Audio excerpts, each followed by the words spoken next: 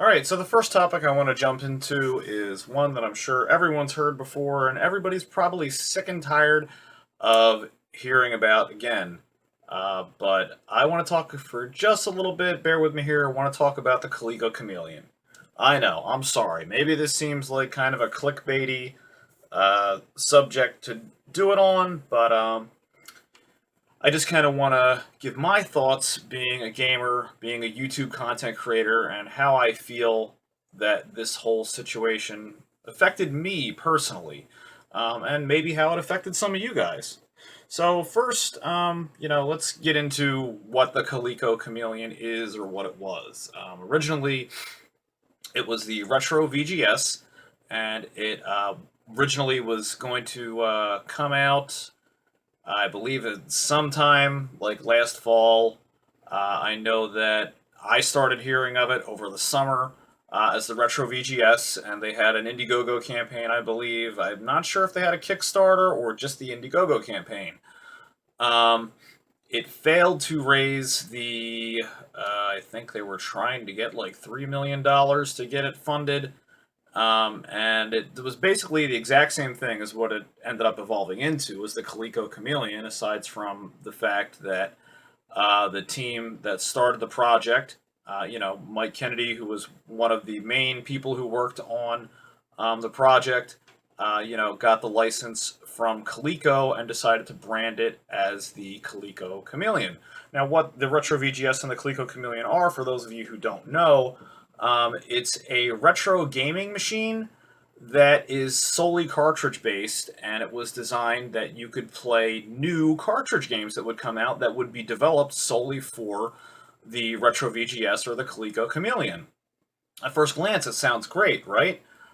Except for a couple of glaring oversights, at least that I felt about it. Now, again, I just want to say for the record, these are just my opinions. So, I'm not trying to start any drama on YouTube. I'm not trying to call anybody out. This is just how I personally feel about both systems.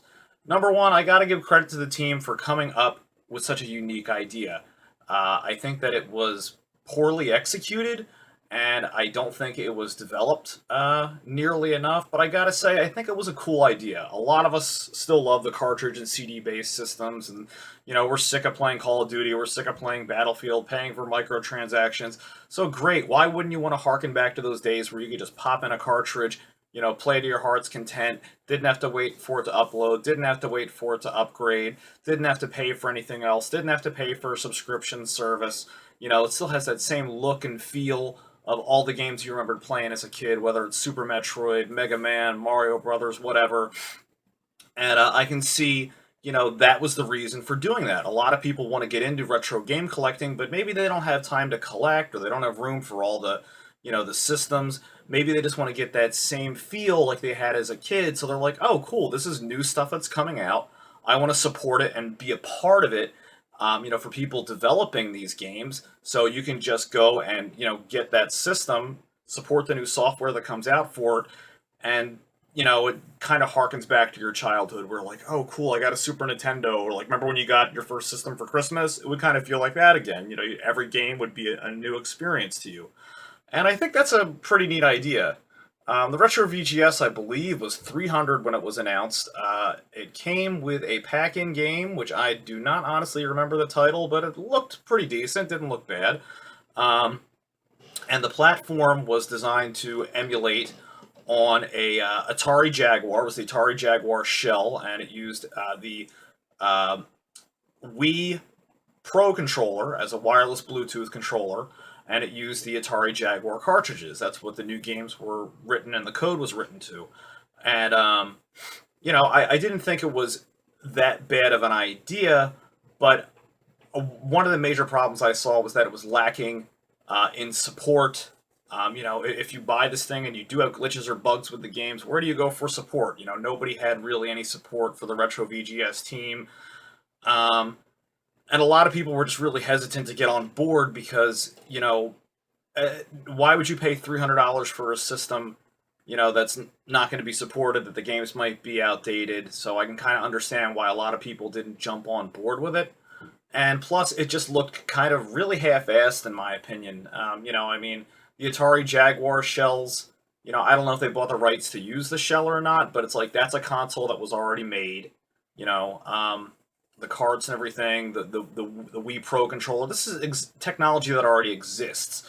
So I can see if you have it yourself and you choose to use it, but another company using stuff that already exists and then just like pretending that's a whole other product, I can't really support that. I don't think that's a cool idea. I think that's kind of, you know, it seems a little deceptive in my view. But anyway, so eventually the Indiegogo for the Retro VGS got taken down.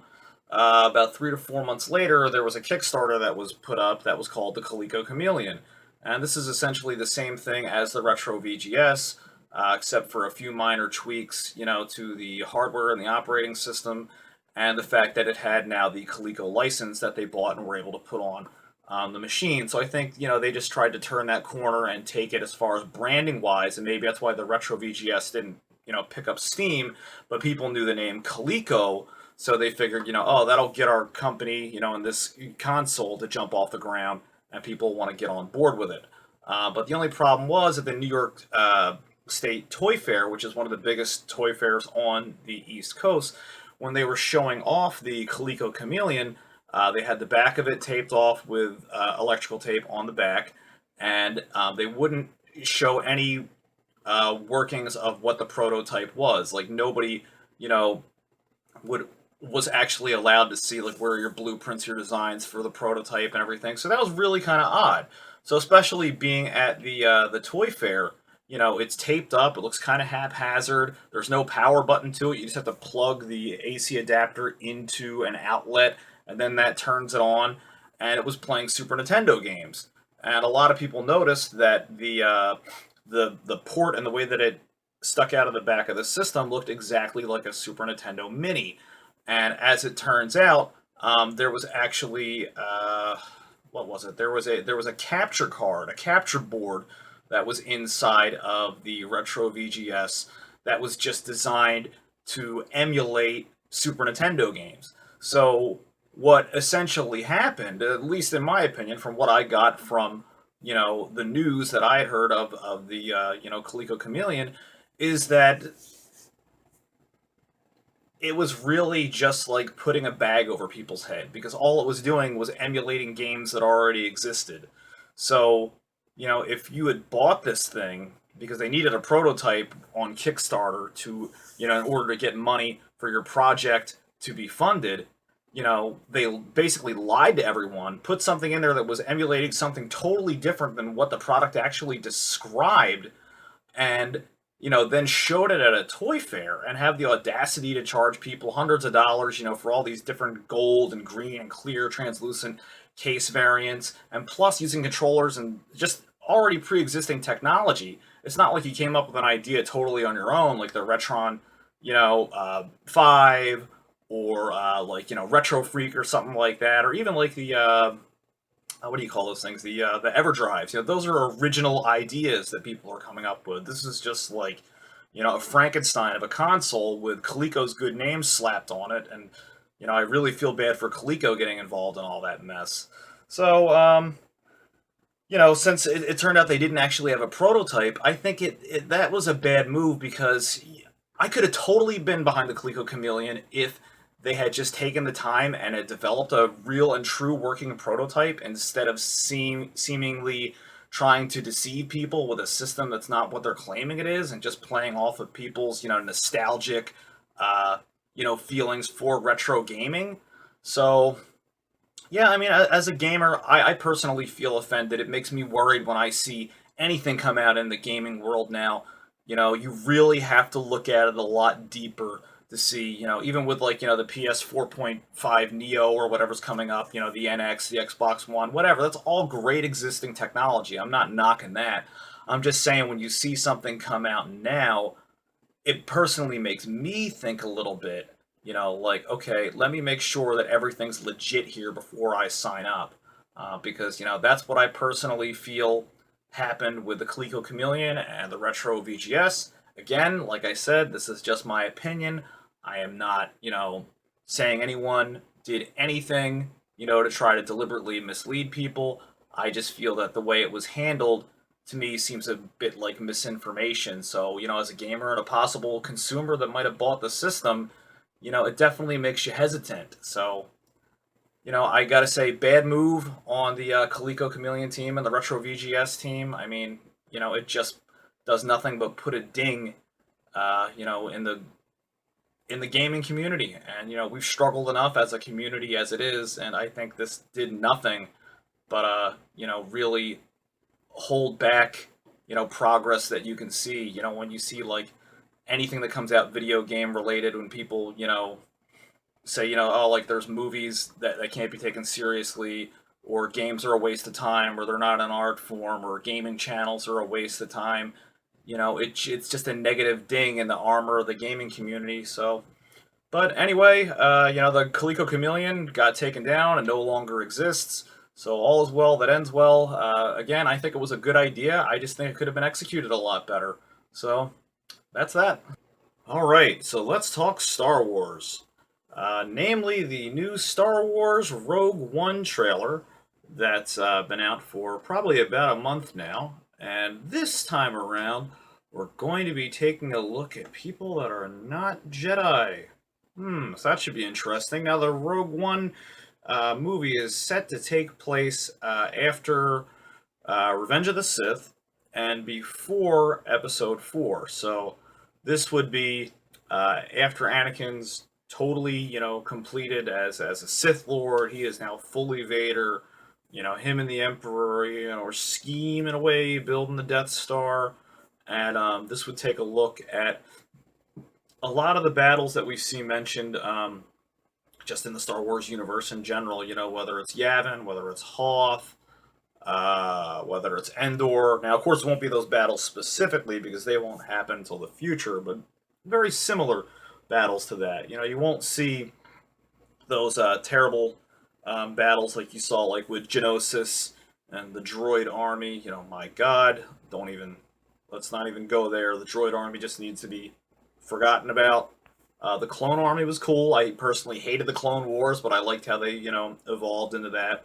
And then finally, you have the Stormtroopers, and then with the Force Awakens, you have, the new First Order with the new troopers there. So it kind of goes into more of, the everyday life of a rebel soldier, or just people involved in the rebellion, just people that, are deciding that they're not going to put up with the tyranny, of the Empire, that they're gonna fight back, and so this trailer looks really good. I think it's going to be the glue, honestly, that will repair a lot of wounds, from the prequels into the original trilogy. This could be a good segue, from one trilogy to another because it can put a lot of meat on the bone and make the Star Wars universe a lot more tangible. You can go into the lives more of maybe like people you saw as extras, in the cantina or different scenes, and see how their lives are affected, see why these people are fighting back,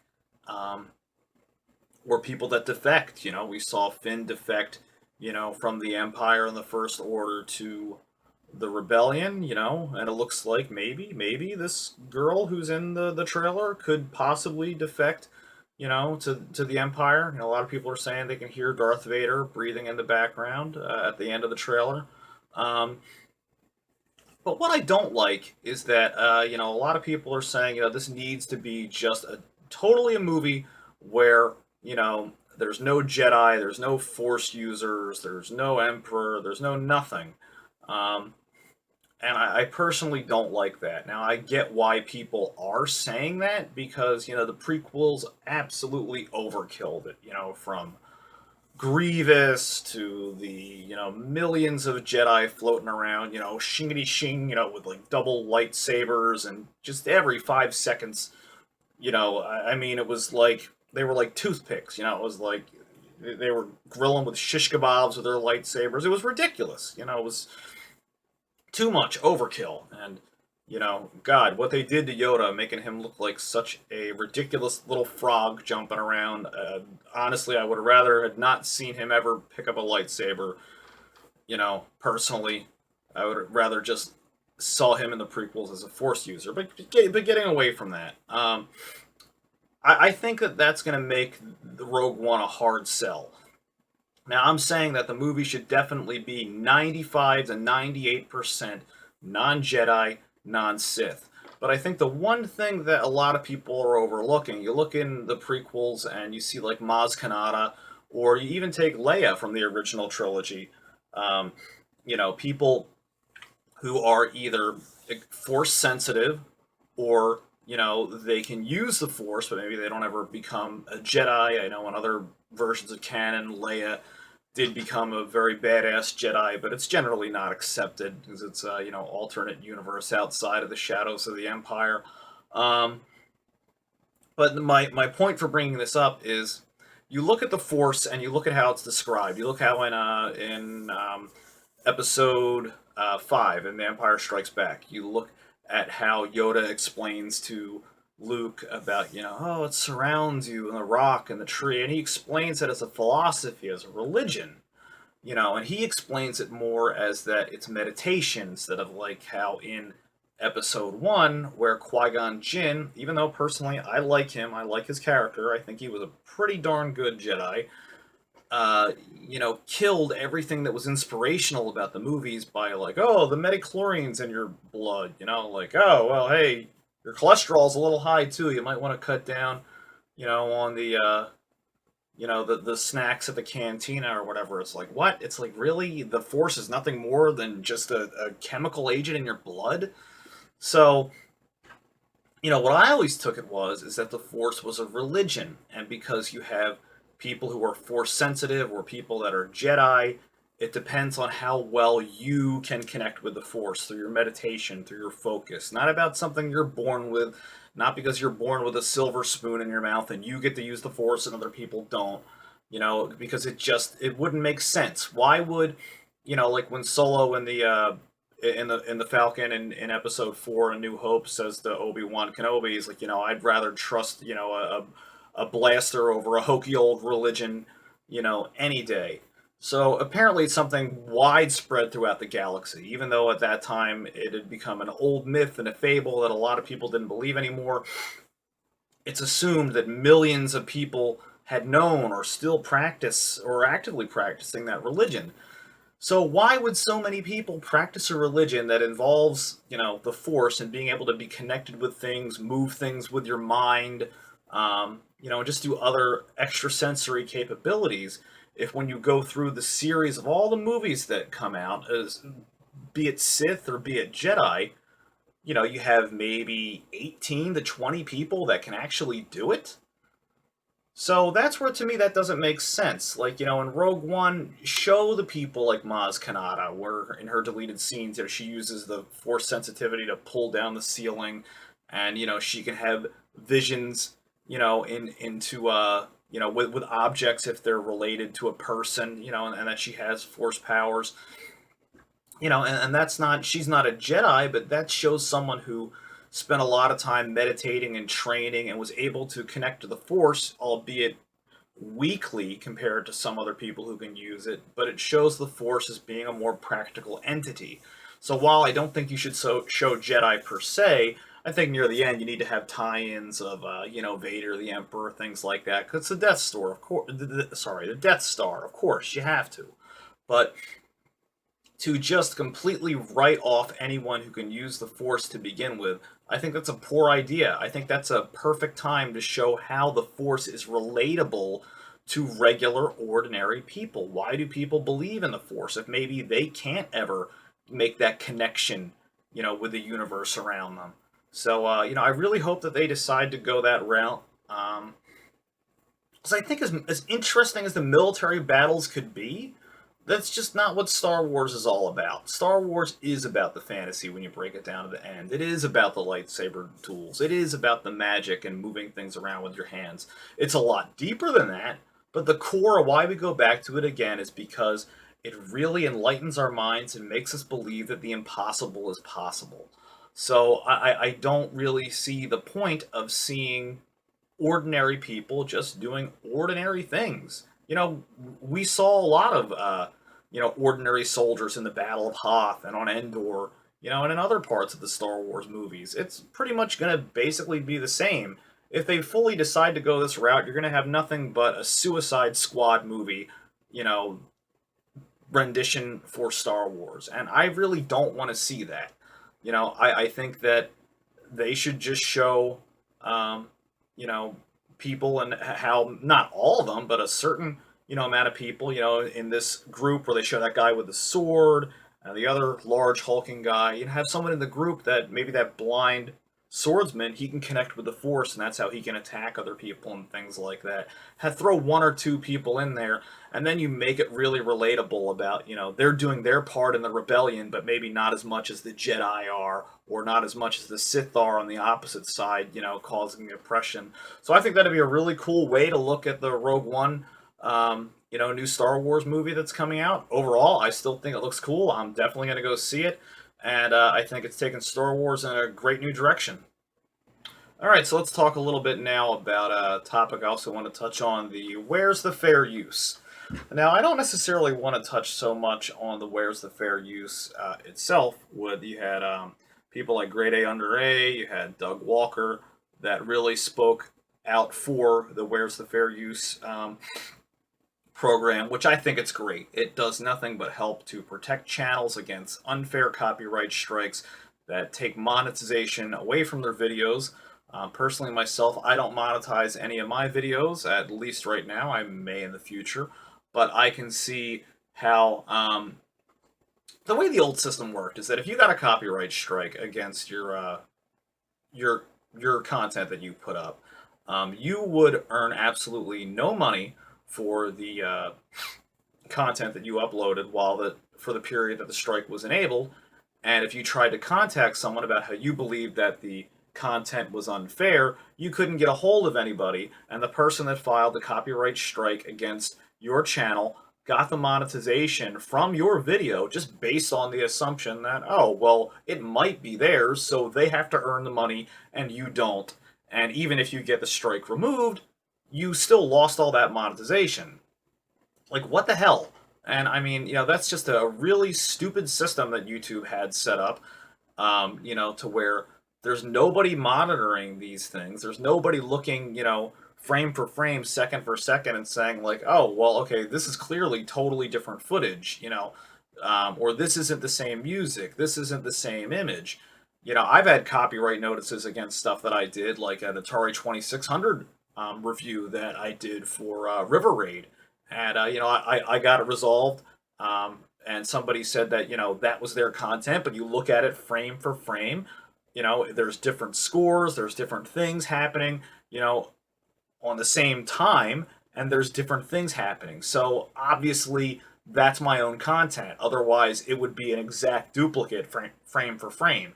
And that was something that took me the better part of a day, to record and do voiceover for and stuff. And if that had been something I had monetized, I would have been pretty pissed. And I was pretty pissed, anyway, because that's a lot of hard work that I put into that video. And for somebody else that has come along, medium-sized channel, and just to say, hey, you're not making money off of this, but now I am. I'm going to monetize, they were monetizing my content, even though I didn't have it monetized, and still making money off something that I produced just because they said that it was theirs and it totally wasn't. What a bunch of crap. That's my content that I made. And other people just get to take credit for it, and nobody's overseeing this to look at it aside from a computer algorithm, that just says, oh, well, I detect this footage, and this is a river raid, and that's a river raid, so they're obviously the same thing. But they're not.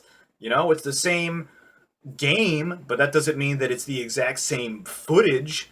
And the fact that nobody is stepping in to look at that is just a huge, huge, huge oversight, as far as YouTube is concerned.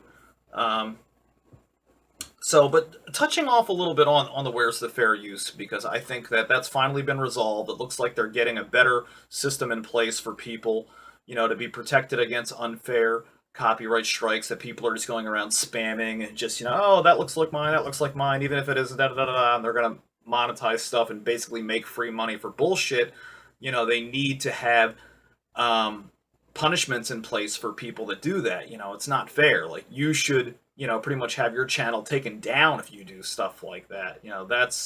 That's not fair. Um, but I also think that it's not fair the way this new system is set up, because it's only set up really for large channels. It's not set up for um, small channels really to protect itself. It's only set up for bigger channels. In other words, the way this works is you have to get 15,000 views within 90 days in order to get support from YouTube's new "Where's the fair use?" I guess I'll just call it that. It's not actually what they're calling it, but their service. Um, Otherwise, they won't even respond to your emails, to your messages, or things like that. And what a bunch of crap that is. They're saying it's because they don't want other channels that are maybe starting the drama to begin with, to waste their time. But there's going to be a lot of good channels that just really need help, and they're being ignored by YouTube because YouTube's looking at them like, oh, well, you're not a big channel. We haven't put you on YouTube Red. You're not making any money for us. So surely your content doesn't matter if somebody filed a strike against you. And that's absolutely ridiculous, which leads me into the subtext of this topic, where I think YouTube has really become a dead venue for people nowadays. You can have good content on your channel. You can work for hours on your videos and have great thumbnails and make funny stuff. And then maybe it's not as great as some of the other, like, really, good YouTube channels that are out there. But you can have quality content, and you can only get maybe like 30 or 50 or a couple hundred views here or there if you're lucky.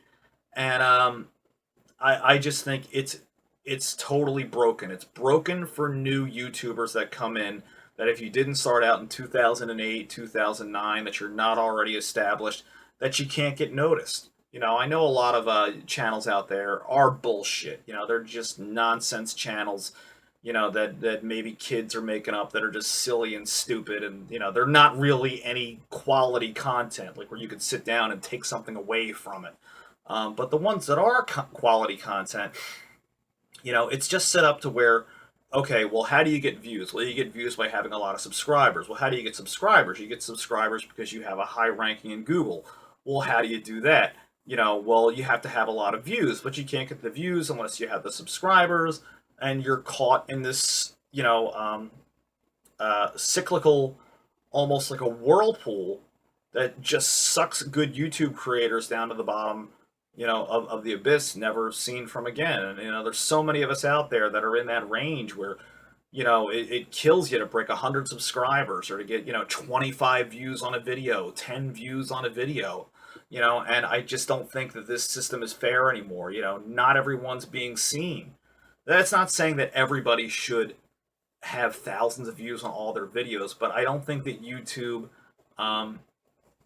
tries to share content with people who come on YouTube enough, for content. It doesn't show new stuff, to everyone really, or it shows them bizarre countries that, like, nobody's really watching except for like 3 or 4 people, like Slovenia or Brazil or something. Like, who the hell's watching it there? You'll get like 20 views from a part of the world where the good videos that are getting the millions and millions of hits aren't going to. It's like all the other stuff that is like, yeah, middle of the road, mediocre or subpar is going there. So, you have countries that don't have a lot of people with internet access, or, smaller population. So, yeah, you're getting your exposure, but on a really, really small scale. So, I think YouTube, you got a lot more to work on. Listen to me, fix this system. Make it so new content creators have a chance. Make it so that it doesn't have to be this stigma of, oh, well, hey, you should have jumped on in '06. You should have jumped on in '08 and '09. Well, that's not my fault. That's not another YouTube creator's fault. That should be to where, YouTube, I don't know, somehow they should be able to look at this and be like, wow, this is pretty decent content. We should put this up on this page and recommend it for other people, because it's like a 4 or 5 minute long video and it has a good message to it. And that's not saying everyone's going to click on it, but at least people get the opportunity to be seen. It all depends on you, the viewer. If you're going to click on that video, if you're going to find that content interesting, if you're going to come back, and if you're going to decide to give that channel your time and your subscription. But if you don't ever give channels a fair chance to get that view, that click, and that subscription, that's the problem with YouTube in the first place, and it just makes it more of a dead-end street than it does a community. All right, so on to some more somber news. I want to stop for a second and talk about Chyna, as you may have heard from the WWE, who recently passed away. Joan Marie Lahr. She passed away on April 20th, 2016, in her home in Redondo Beach, California. Now, for those of you who don't know, Chyna was known as the eighth wonder of the world as far as the WWE was concerned. She was around with the D-Generation X and acted as a bodyguard for Triple H, and pretty much really brought new life into the Attitude Era of the Women's Championship and the Women's Division, of wrestling, along with other fantastic wrestlers, like Lita, and things like that, showing that women can really compete on a serious level. She was very, very large, for being a female wrestler. She was a female bodybuilder. And after her wrestling career was over, because she had gotten involved into some pornographic films, and WWE kind of didn't want to be associated with that. So, she kind of mutually, let's say, decided to part ways with the WWE. She has kind of been forgotten, ever since. Would have been somewhere between 2002, I think, was probably the last time she was active in the WWE. Might have been a little bit earlier, might have been a little bit later. Not 100% sure about that, but generally within that time frame.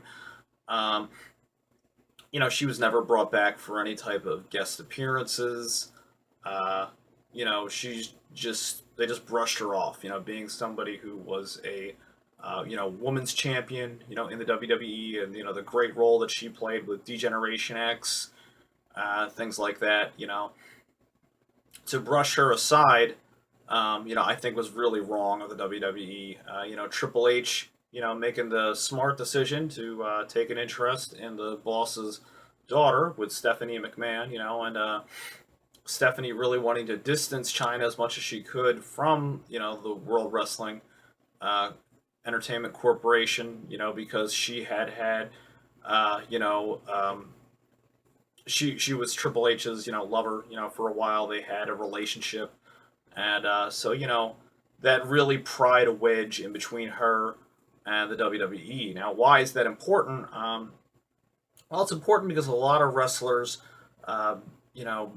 after being in the sport, for so long, they need that support of their fellow wrestlers, people in the company, because a lot of times, a lot of them will end up on painkillers, like Valium, morphine pills, whatever, a lot of dangerous stuff out there that is used for medicinal purposes.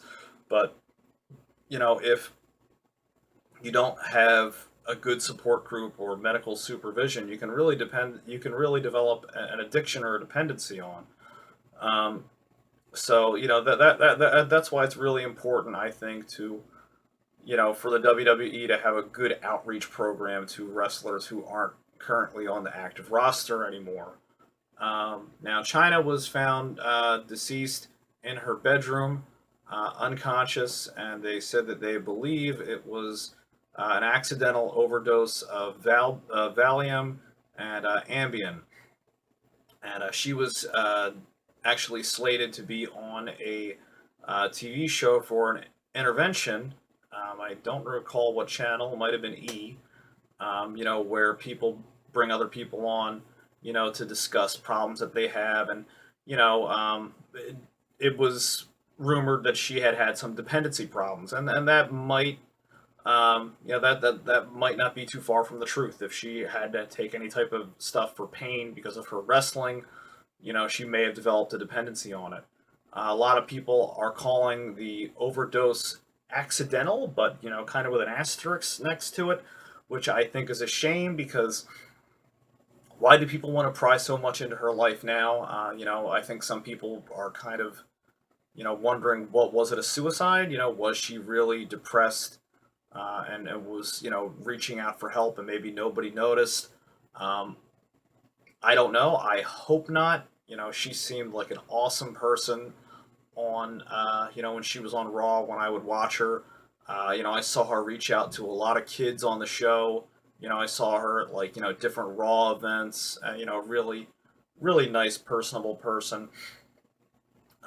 She eventually got out of doing the pornographic films. I understand everybody makes decisions, so I don't judge her, for that. I don't think anybody should either. I think it's a shame if the WWE. I have a feeling now because they're on this kick of just doing whatever's best for business, um, and just really exploiting their old legends and superstars. It would really just rack me to my core to see if they decide to release some type of DVD sets or something now, tributing her, because they tributed her on the Raw after that they found out that she had passed away, and it's like, well, you didn't care for like the past 15 years, so why do you suddenly care now? So, if they do put anything out like that, I hope a large portion or almost 100% of that, the funds from it being raised, you know, go to her family. And, unfortunately, yet a very another tragic loss, in the WWE universe. Very sad. China, Joe Marie Lahr, dead at 46. April 20th of this April 20th of this year. Another talented superstar taking it from us far too soon. All right, so again, just for a quick second here, want to talk about very quickly. Don't really want to get too involved in this. I'm sure everybody at this point has heard about all the drama, that's being stirred up on YouTube, and I don't want to be a contributor to that anyway, so I'm going to keep this as short and sweet as possible. But I have to wonder why people are focusing on this so much. Why are channels like PewDiePie and Markiplier, focusing on uh, not just the drama, but by responding to it, they're almost creating drama, and it's just keeping it going around and around and around. Um, I don't see the purpose for attacking other channels, attacking other creators. I feel, hey, do you make your own content? Put out content that's good and useful and entertaining to people, and don't worry about BS drama. Because at the end of the day, it seems like this is just nothing but clickbait tactics for people to, get artificially inflated views. And personally, I'm sick of hearing about it.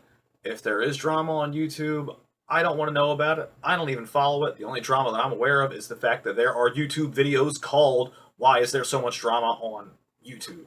And so all I want to do is just react to that in the first place and just say, can everybody just please shut the hell up about the drama that's going on YouTube? Because at the end of the day, I really don't think anybody cares. And I think you're personally just wasting everybody's time when all these people on YouTube could actually be creating content instead of just complaining and pointing fingers at who's stirring up the drama. Alright, so why is the gaming world so exclusive and cliquey? This is a topic I've really wanted to touch on for a very, very long time. Um, you know, the gaming world as I see it is broken down into about 3 or 4 parts. You have people who are involved in your retro gaming. You have people that are involved in just collecting. You have people that are PC gamers, and you have people who are console gamers. Now, aside from that, you can also break it down even further. You have people who, are your casual 3 to 4 times a year players, which there's nothing wrong with that. But you have the people who are only going to buy Call of Duty, people that are only going to buy Battlefield, they're only going to buy Assassin's Creed, they're only going to buy Madden. Um, And generally, one of two things happens with gamers that fall into these categories. Uh, they're either accepted, by their own core communities that they game in. If that's Call of Duty, if that's Madden, if it's MLB The Show, whatever that may be, they have their, EA communities or, their online multiplayer communities, or things like that. Or you have gamers that are shunned by the rest of the gaming community, where if you go into your local GameStop or a video game store and, somebody mentions they want a copy of Madden or they want a copy of this, the first thing that's going to happen is they're going to get an earful from every other, gamer in the store about how Call of Duty, this one's just a repaint, Battlefield's just a repaint. Why are you only getting Madden? You're not a real gamer, this and that. And, some of those might be valid points. I'll admit I fall into some of those stereotypes where, I can't really relate to the COD player, to the Madden player, but for that matter, I can't judge either because, I used to be where my main multiplayers I would play online were only Gears of War and Halo. Granted, I played everything else in between, but those were the only online, aside from The Last of Us, the only online games that I really played.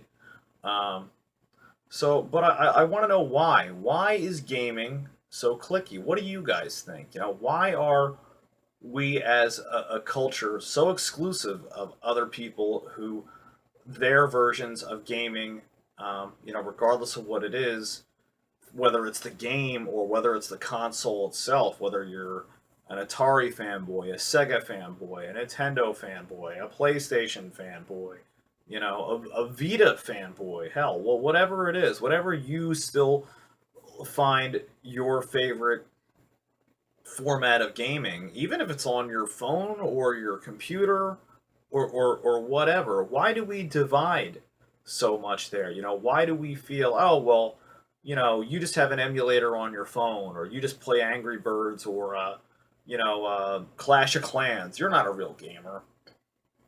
Why do we draw those lines? Like I remember I was at a convention last year and I'm playing Contra, on one of their booths that they have set up. We're going to sit down and play a game on the EverDrive carts, and force a habit. I pop in the Konami code, and a guy sitting next to me, he's like, "Oh, you're doing pretty good, blah blah." And then oh, you got the Konami code in, and I'm like, "Yeah, I have the Konami code in." Contra, honestly, maybe for me, for some of you guys, it isn't, but for me, it's still a pretty difficult game. And only having three continues and three lives, why? I want to have fun. I don't want to show people, oh, I'm so awesome. I don't need all those extra lives, blah, blah, blah, blah. Whatever. I just want to play the game and I want to have fun without being frustrated. And the way for me to do that is put in the 30-man code. Why not?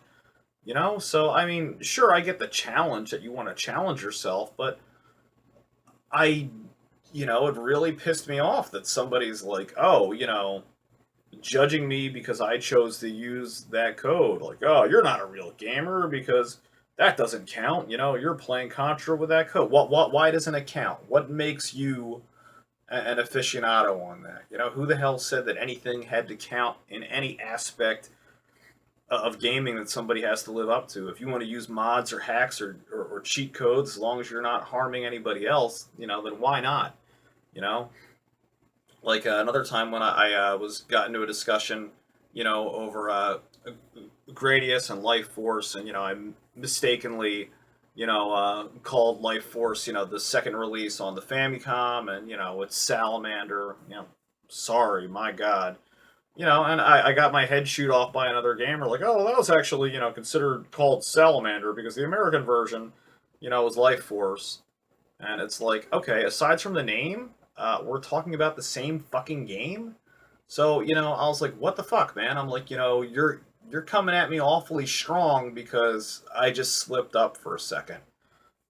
So I don't get that. I don't see why there needs to be, elite tiers, of gaming, that if you don't know every single release year of a console or of a game or, every developer that worked on it,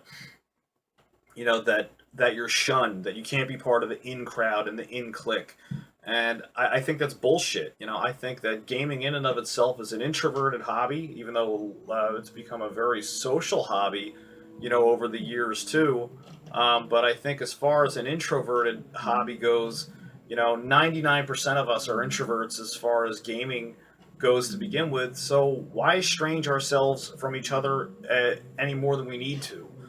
Back in the day, you used to just trade cards or trade games with your friends, and it was a social experience. So why now has it become, a dick measuring contest? And that's just something that's been on my mind. I don't think it's cool. I think people really need to get over themselves because at the end of the day, nobody cares that you can speed run, Super Mario Brothers in under 5 minutes. Nobody cares that you can speed through the hardest Mario Maker level, that exists. Nobody cares that you can beat Contra with 3 lives and 3 continues or have a perfect run with no deaths. Like, yeah, it's all great that you did it, but is it more important that you're you're so sucked into this world because of Xbox with like achievements and trophies, you know, instead of just playing the game and having fun and sharing the experience. And I think that kills it. I think it makes people really arrogant and have self-inflated egos. And I just think it's something that as a community that people need to get away from in general. Get over yourself, just have fun and enjoy the game. All right, so let's stop for a minute and talk about the Nintendo NX. Yes, the last hope of a console generation. Can the NX possibly survive in such a digital landscape when everything is going to microtransactions and DLC and moving away from uh, actual hard copies of games, cartridges, CDs, Blu-rays, and everything is moving away from analog and moving so much to digital? What is the Nintendo NX going to look like, number one? And will it be able to survive in this new frontier that's come out with the Xbox One and the PS4?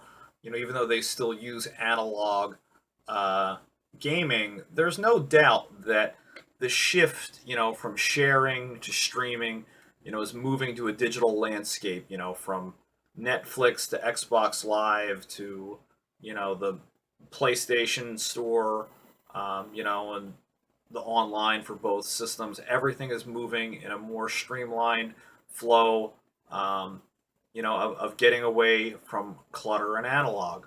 Now, the NX is still supposed to have some type of an unveiling this year because Nintendo did say that they were originally going to show at E3 of 2016, but that has been canceled. So the official date that we have is that the NX should be released in 2017.